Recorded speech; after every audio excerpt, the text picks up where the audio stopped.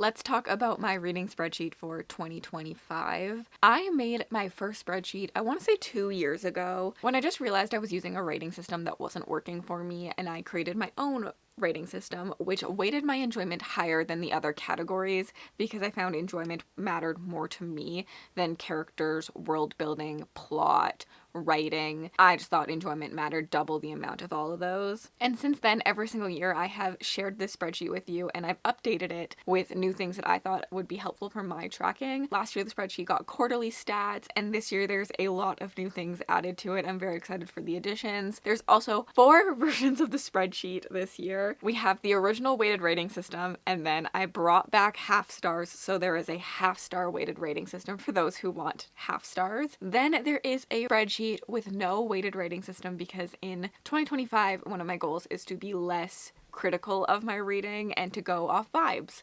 I want to enjoy more books, and I think to do that, I need to stop thinking so critically about them. So I personally am getting rid of my rating system, but I'm still using a spreadsheet because I just like having all my books tracked like that. So I figured I would share that version with you, which also has a half star version. I feel like this year I really gravitated towards the color purple, and so purple has been the color of the spreadsheet. You can change colors very easily. I mean, it's a lot of work because there's a lot of colors to change, but changing the color of a spreadsheet is pretty simple, and you can do that to everything. First things first, when you go into this spreadsheet, you do have to make a copy. This way everyone can use it. We can't all be using the same spreadsheet, that just won't work. So you're going to go into File, make a copy, name it whatever you want to name it, and then hit make a copy again. The first page is your rubric page. I feel like no one really looks at this, but when I created this rating system, it was actually for SBFBO, for when I did Cassie's version of that, and I wanted everyone to be rating very similarly, so I made a rubric, and I find it helpful when I'm stuck on something to go back and look. Essentially, it has what all the numbers correlate to, so like 10 equals 5, 9 equals 4.5, 8 equals 4, things like that. And then it has the rubric, which has like little questions for you to ask yourself under characters, plot, writing, world building, and enjoyment, which are the 5 categories I use to rate. After that, you head over to books, and this is where all the handy dandy fun things happen. This one looks pretty similar to last year. I don't think I really added that many changes to this one. I have a lot of just like random things set in here just for testing and for you to be able to see all like the fun stats and stuff. But essentially, you put the title of your book where it says book. This is the most important column, I think, because this is where it tracks like the number of books on pretty much any other spreadsheet. And book does not move, which I find very helpful. The rest all move. After that, you put your author in, pretty self-explanatory, and then there's a drop-down menu for the month you read it in. Then we have genres. This is alphabetical.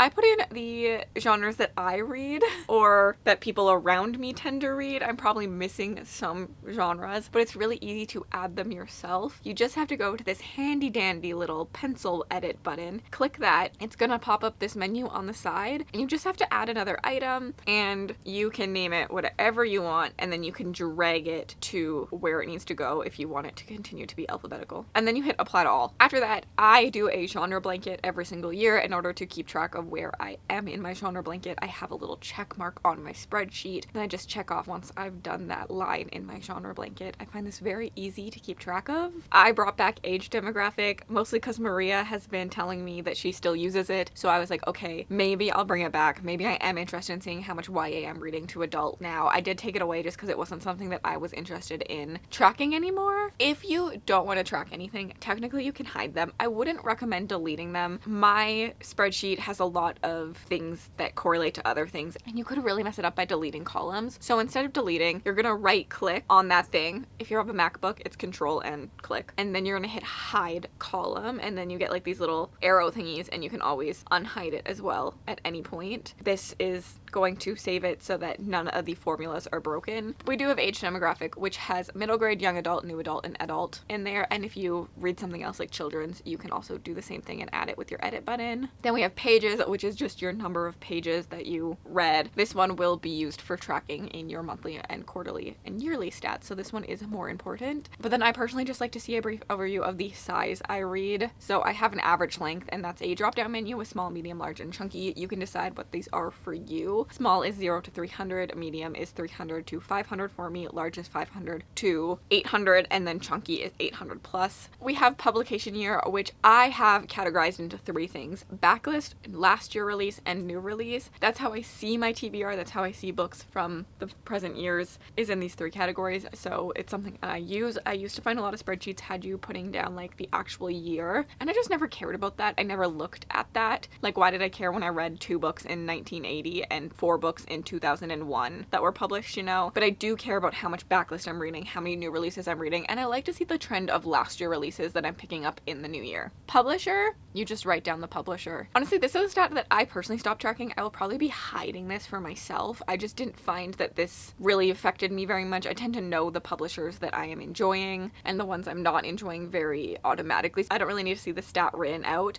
but for some people this could be helpful. You have your format read, which is something I like to track because I like to know how many books I'm reading audio, how many I'm reading on the ebook, how many I'm reading mixed media, which for me means I'm reading multiple versions, like I'm reading the ebook but also listening to the audiobook at time, and how many I'm reading physically. And then we have how I acquired them, which has ARC, Audible, KU, Library, NetGalley, Owned, and Everand. If you use another platform like Libro FM, again, you can still just add it in the little edit button. After that, we get to the meat of why I created the spreadsheet, which is the rating system, which you have the 5 categories: character, plot, writing, setting, and enjoyment. And you just put a number out of 10 in all of them. You can put 0.5 numbers. I feel like people forget. You can put anything. You could put 9.11 if you wanted to, and it would change your rating at the end. I typically only use 0.5s, but you can. And then you have the score, which has a formula which has enjoyment being rated double. You're really only going to see this be a big difference when your enjoyment looks a lot different than the other numbers. Otherwise, it doesn't really make that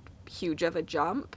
And then it'll correlate into a star rating. If you open these little hidden things that will be hidden, you're going to just see a bunch of formula stuff. Right in here, this is all just formula for how it gets to that 5-star rating. I recommend just leaving it hidden. I don't think you should need that unless you're going to be changing the formula. After that, we have our series/standalone, which is a drop-down menu: series, standalone, companion, anthology. You can always add things to it, like if you want short story collection there. And then we have series placement, which is series start, sequel, and series end. Then there's a little checkbox if you're DNFing a series, if you're caught up on a series. We have who it's written by. Then we have the representation. I personally just track my representation pretty broadly, so if any book has representation, I will give it a little check mark there. If it's a new author to me, I will also give it a check mark. I do like to see just like the statistic of like overall how many new authors I'm reading in a year. And then something I find fun is just tracking my cover colors. Then we have the book club thing, which is just for you to type in if you read it for a book club. I find this can be helpful, so you just write in. I don't know enough book clubs, so it's just a write-in thing. This year, new to it is readathons, which is a drop-down menu. I put a few that I personally tend to participate in, but there's obviously way more readathons than this, and you can just add more using the edit button.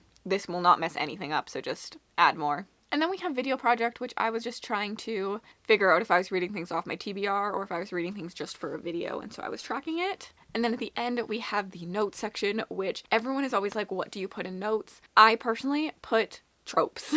When I need to make videos that are recommendation lists, I like to be able to just Command F, search school setting, and every book that has a school setting will be highlighted in the notes section. So yeah, I always am like, oh, this book has vampires, it's dark academia, enemies to lovers. And then I can just search in there, and that's how I find notes to be very effective. And that's your tracking part. The rest of this is pretty much all statistics and fun things. After that, we move on to monthly stats. This will have all your months in it. From January to December, you will see all your stats broken down by monthly. As I said, we did a purple theme this year. It's a lot of purple. You're gonna see your total books read in each month, your total pages read in each month. This year, I do have DNFs included in this because last year DNFs were not included in this, but I did fix it, so DNFs are included in this. I just don't track my DNFs, so it's not something I typically think of. There is a separate page for DNFs on here. Your average pages per day, your average page count, your most read genre in the month, how many books with representation you read, how many authors you read from before, and this year we will also be tracking how many books you hauled in each month.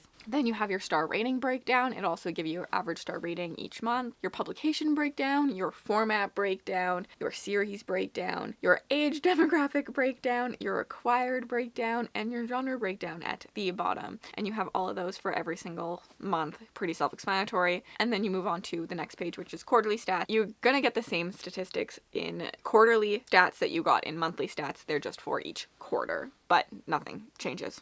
After that, you have your yearly stats, which is where we see all the graphs.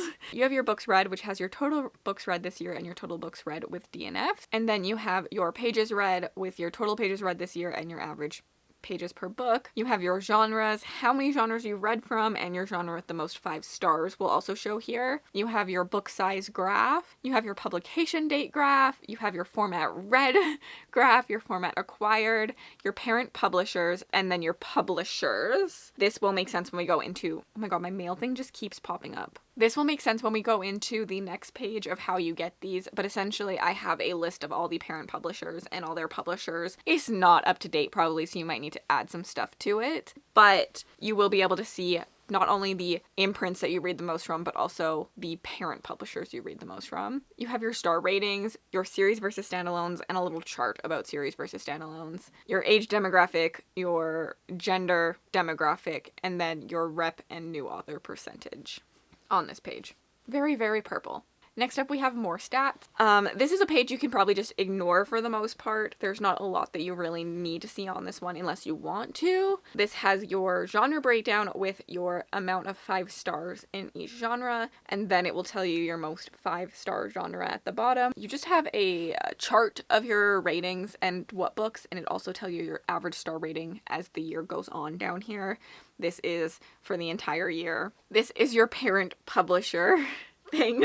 This is a lot of words. I one time went through and filled it out. I'm not gonna lie, I have not updated it, so you will probably have to update it yourself. I think the only thing I added was Red Tower Books. Essentially, all you need to do if you are going to add another thing, hold on, let's say we want to, let's go to the bottom. We want to add another Bloomsbury thing. I recommend just copying Bloomsbury, pasting that down there, writing your imprint name, and then just literally dragging this box down and the formula will follow. And now if you write imprint over in books under publishers, where is it? Hold on. Imprint. If you go back to your more stats, you'll now see a 1 because we have imprint written down somewhere, which also will come up here.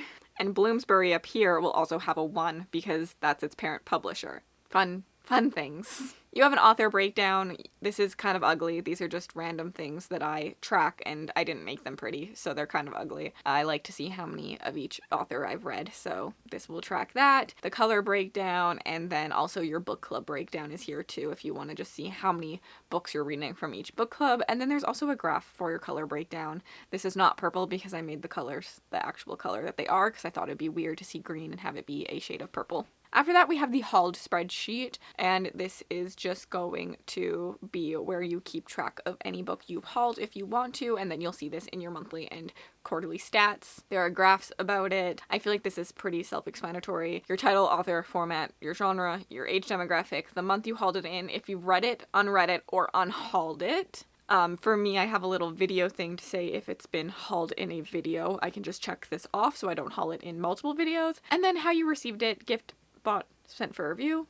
Then we have the DNF page. This is very, very simple. Just your book title, your author, the pages you read in your DNF so that we can track those in your monthly pages so that you have a full idea of how many pages you've read. And then the status of the DNF, since I know people soft DNF or they hard DNF, and then the month that you DNF'd it in. We're getting to the new sheets. So a new sheet this year is the reading challenges sheet. I love this sheet. I have been doing this for a while now, and I thought it was helpful for myself, so I decided to add it. All the announcements to all of these are linked, and please make sure to go watch them because each challenge has different rules, and also we want to support the people who made them so they continue to make them. And we get new versions every year, which I think is a lot of fun. So I have all the announcements linked so you can just go click on them and go to them. But I have just the ones that I actively participate in. There's definitely more out there, and you can just like copy what I personally do for them to continue on if you want to make them. I just find this very helpful for making my TBRs and for updating throughout the month. So I have our fantasy, the April to March version, and then I also underneath it have a space for the April to March version of next year.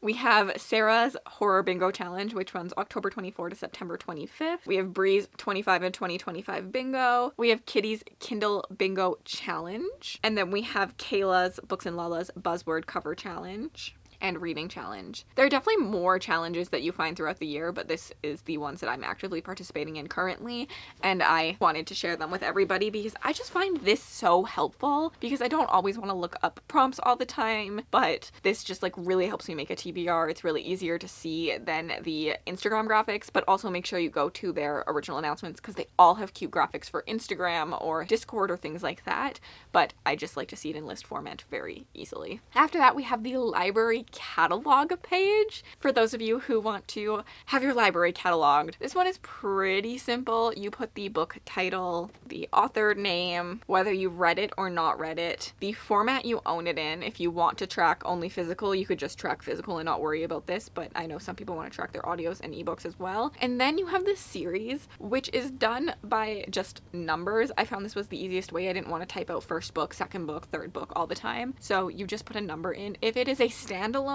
put 0. Otherwise, first book is 1, second book is 2, third book is 3, fourth book is 4, fifth book is 5. Pretty self-explanatory. I only went up to 5 because I typically just track up to 5 and then it's 5 plus. However, you could continue and do 6, 7, 8, 9, whatever your genre that it is. This one, again, you can add by hitting edit, and then your star rating if you want to see what your own books look like in your star rating wise. Then we just have some little charts. You have your total owned, your total read, and your total unread. You have your genre breakdown so you can see exactly how many of each genre you own. You have your star rating breakdown, as I said, then you can see like out of the ones you've read what you're looking at.